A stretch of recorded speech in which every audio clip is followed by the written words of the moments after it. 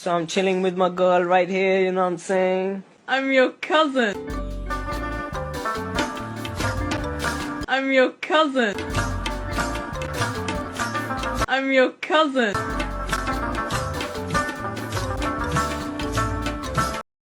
तो राम राम मेरे प्यारे भाइयों की हलचल मजामा एक बार फिर से आप सबका स्वागत है अपने चैनल सैफरन पैट्रियट में। और मैं आपका भाई दुर्गेश लेकर आ चुका हूँ एक और नई वीडियो। अभी दिल्ली की एक वीडियो काफी वायरल हो रही है जिसमें आप लोग देख सकते हैं कि एक पानी का टैंकर जा रहा था और जिस गली से जा रहा है उस गली में भी पूरी तरह से पानी भरा हुआ है। और जब ये ट्रक उस गली में जा रहा था तो उस गली में ही पास में खड़े सादाब शकील जो की सुट्टा मार रहे थे उनके ऊपर कुछ छींटे गिर जाते हैं, जिसके बाद ये सारे के सारी मजहबी मिलकर ट्रक ड्राइवर व ट्रक के ऊपर पत्थरबाजी करने लगते हैं, जिससे कि ट्रक ड्राइवर को अपनी जान खतरे में नजर आती है और वो आत्मरक्षा हेतु अपना ट्रक आगे बढ़ा देता है। और जब ये ट्रक ड्राइवर अपनी आत्मरक्षा हेतु ट्रक को आगे बढ़ाता है तभी ये सादाब इस ट्रक के नीचे गलती बस आ जाता है। इस वीडियो को YouTube कम्युनिटी गाइडलाइन की वजह से मैं यहाँ पर प्ले नहीं कर सकता हूँ, बट इस वीडियो को मैंने अपने WhatsApp चैनल पर अपलोड कर दिया है। WhatsApp चैनल का लिंक आपको डिस्क्रिप्शन में नीचे पिन कमेंट में मिल जाएगा। लिंक पर आप क्लिक करेंगे तो अपने WhatsApp चैनल को ज्वाइन करके आप लोग इस वीडियो को देख सकते हैं। तो एक बार जाकर इस वीडियो को आप लोग पूरा अवश्य देखिएगा, उसके बाद कमेंट करके बताइए कि ट्रक ड्राइवर ने अपनी आत्मरक्षा हेतु सही कदम उठाया या नहीं। लिख के ले लो, कांग्रेस पार्टी की जो आत्मा है वो गुजरात के चुनाव में लड़ेगी।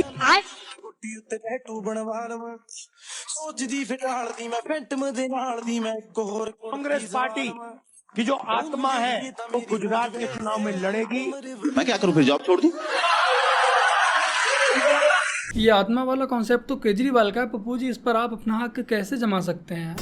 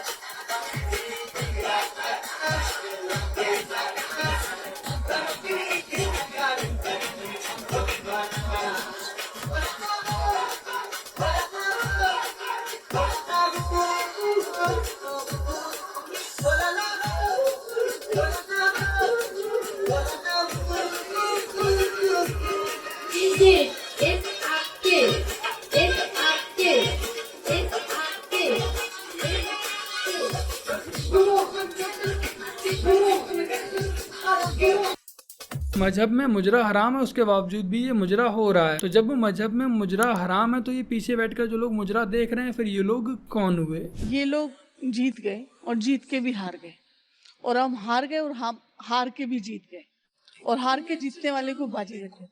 आप लोगों को बेवजह एक भ्रम है कि हार के जीत गए, ऐसा कुछ नहीं होता है ना। और ये भ्रम इतना जबरदस्त है, एक उदाहरण मैं देता हूँ, सुनिए। ये मेरी सलाह है। काफिये और बहर का आता पता नहीं तो मत शायरी करो, बहुमत क्यों नहीं मिला, चूक कहाँ हुई, मेंटेन डायरी करो। सिर्फ 99 सीट लाके आप तो इतने उतावले हो गए, सिर्फ 99 सीट लाके कांग्रेसी इतने उतावले हो गए, अपनी अपनी गाड़ियों के पीछे लिखवा लिया, जलो मत बराबरी करो। करा ली ना फ्री में बजती, हो गया ना मोए मोए। नमस्कार दोस्तों, मैंने फिर से आधे अधूरे सच बता के आपको ब्रेन वॉश करने की कोशिश की है। आइए जानते हैं कैसे। सबसे पहला झूठ, मैंने आपसे कहा कि एल्विश जिस आदिल अमन के बारे में बोल रहा है और जिसकी वो फेसबुक प्रोफाइल दिखा रहा है वो दो अलग लोग हैं। इस वाले आदिल अमन का कोई कनेक्शन ही नहीं है इस सबसे। हर्ष मंदर से इस आदिल अमन का कोई कनेक्शन नहीं है। फिर मैंने आपको एक पोस्ट दिखाई जहां पे ये वाला आदिल अमन एल्विश को बोल रहा है कि मैं तेरे ऊपर लीगल एक्शन लेने वाला हूं, लेकिन उस पोस्ट में अगर आपने ध्यान दिया होगा तो वो बोल रहा है कि माय फॉर्मर एम्प्लॉयर हर्ष मंदर। मतलब कहीं ना कहीं ये वाला आदिल अमन पहले हर्ष मंदर के लिए काम कर चुका है।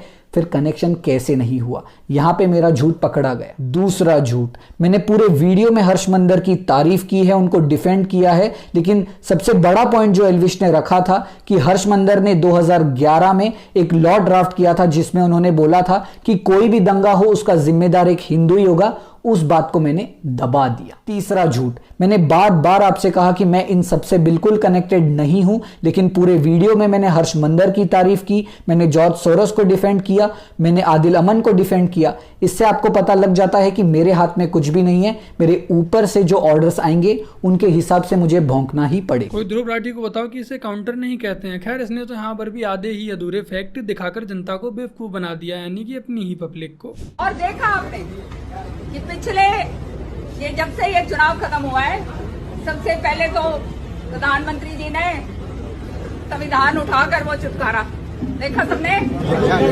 तो ये बात कि भाई ये जो है संविधान खत्म करेंगे, तो कति झूठ बात थी, ये तो हम लोगों ने झूठ चला रखी थी। सच्ची बात बताऊं मैं, सच्चाई बात थी, तो करना पड़ेगा भाई। हाँ, तो ये कति झूठ बात भाई। उन्होंने सबसे पहले क्या साइन करा, किसान निधि का 17,000 करोड़ रुपया इसके लिए करा, किसानों के लिए करा। तो जब ये बात देखी ना मैंने कि भाई ये तो अब जो है बिल्कुल सही रास्ते के ऊपर चलना शुरू हो गए, फिर मेरे दिमाग में आई भाई कि अब जो है, जो ऐसी पार्टी, जो संगठित पार्टी है, जो काम करके आगे बढ़ती है, उसको साथ देंगे तो कम से कम तुम्हारे को मैं संभाल तो सकूंगी। समझ रहे हो ना? लो भाई, सुन लिया ना आप लोगों ने ये कैसे इन कांग्रेसियों ने चुनावों के समय में झूठ फैलाया था, और ये लोग इस पर हंस रहे हैं और इन्हें हंसना भी चाहिए, क्योंकि सोशल मीडिया के जिन अकाउंट्स के द्वारा ये झूठ फैलाया गया, बट बीजेपी वालों को पता है कि इन अकाउंट्स ने आज झूठ फैलाया, बट उसके बावजूद भी बीजेपी वाले उन अकाउंट्स पर कोई भी कार्रवाई नहीं कर रहे हैं। वो अकाउंट आज भी ऐसे ही सोशल मीडिया ट्विटर पर चल रहे हैं, और तो और ये सारे के सारे अकाउंट इस बात का क्रेडिट भी ले रहे हैं कि ये माहौल हमने बनाया कि बीजेपी संविधान को बदल देगी, आरक्षण को खत्म कर देगी, बट उसके बावजूद भी बीजेपी वाले इनका कुछ नहीं कर रहे हैं। आपको लगता है सीबीआई यूज हो रही है आपकी पार्टी के खिलाफ? मैंने स्वीकार किया और हमारे दल ने स्वीकार किया। सीबीआई किस तरह से यूज डीए के केस में हमेशा किस तरह से यूज हो रही है? अभी तक तो हम लोग सीबीआई में अपना जवाब दे रहे हैं, कोर्ट से लड़ रहे हैं, जो सच्चाई वो सामने आ जाएगी जब रिपोर्ट आएगी। सरकार कैसे यूज करी है सीबीआई को आपके खिलाफ? जहां तक जो दिखाई दे रहा है मुझे, या जिस तरह का सुनने को, देखने को, या कार्रवाई होते हुए देख रहे हैं, वो देख रहे हैं कि कहीं ना कहीं सीबीआई उन्हीं की जांच कर रही जो कांग्रेस पार्टी के खिलाफ दल है। आज कांग्रेस, आम आदमी पार्टी और विपक्षी अन्य पार्टियां बीजेपी को ब्लेम करती रहती हैं कि आज बीजेपी सीबीआई व ईडी को अपने फायदे के लिए यूज कर रही है, बट जब कांग्रेस पार्टी सत्ता में थी तब कांग्रेस पार्टी क्या करती थी, ये बात खुद अखिलेश यादव ने ही बता दी, जो कि इस समय उनके गठबंधन में शामिल है। आप तो अपने आप को भाग्यशाली मान रहे होंगे कि कल मैं यहाँ पर नहीं पहुँच पाई। बेटा, हम भाग्यशाली नहीं मानते, हम दुर्भाग्य मानते जो हम यहाँ नहीं आए, और इसी में मेरी भी मौत हो जाती, मुझे बड़ी सुख थे। क्यों? इसमें अगर मैं मर जाती, डेड बॉडी भी मेरी लातों से कुचल जाती, मैं बहुत भाग्यशाली समझती अपने आप को। ऐसा क्यों? ऐसा क्यों? ऐसा इसलिए कि मैंने जिसको परमात्मा का दर्जा दिया, उसकी शरण में अगर के सांस निकल जाए तो मुझे उसकी खुशी होगी जो शायद है कि बता नहीं सकते आप। इसे आंटी जी अंधविश्वास कहते हैं।